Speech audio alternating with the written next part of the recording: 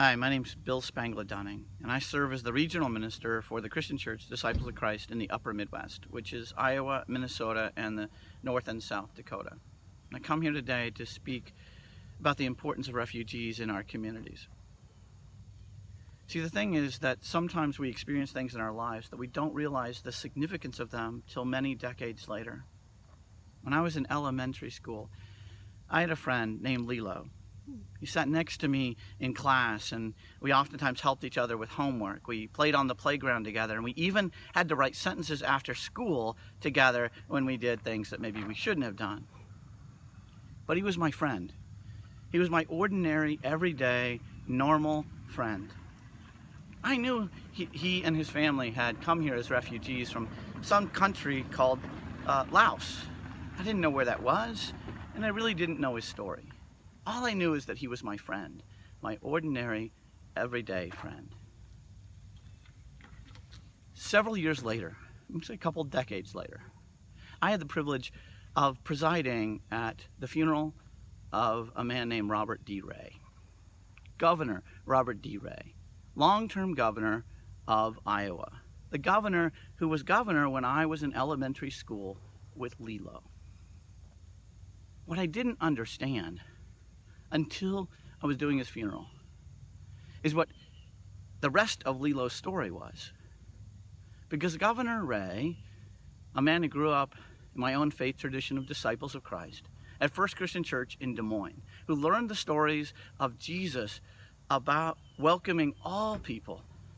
He learned them so well that when he became governor and he had the chance to go to Thailand to a refugee camp where there were Laotians and others, and he experienced their suffering, he had compassion as he even saw individuals dying. He came back to the United States, and one of the first things he did was speak at our own General Assembly in St. Louis. And he spoke these words, which helped me understand Lilo's story. I'll read them to you. He said, "I believe that we can never live with a clear conscience if we turn our backs on dying human beings who cry out for a touch of life.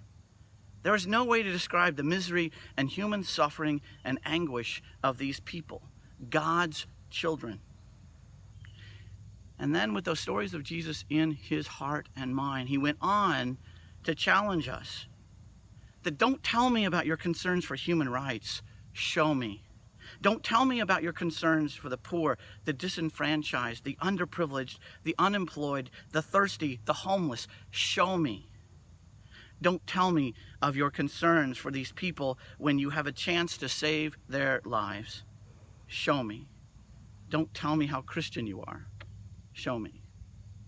He said those words and challenged the church that I was growing up in too, to do something.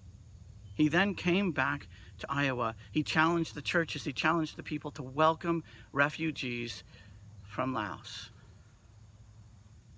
And because of that story and his work, I was able to have a friend, an ordinary friend named Lilo, who got to experience an ordinary, normal elementary school experience.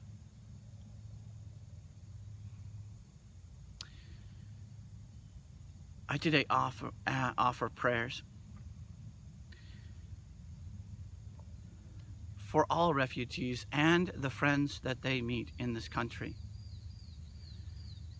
that they too would be able to have a path that leads to ordinary, everyday friendships and lives. I do that now with a better understanding because of a governor who was willing to step up and put his faith into actions. I urge you today to call your representatives, anyone who has the ability to make a difference here, to put in actions the very things that we as members of the faith community believe in, are taught. We ask that the goal be set at 75,000. Be willing to step up and do whatever it takes to make sure that can happen. Blessings to your day.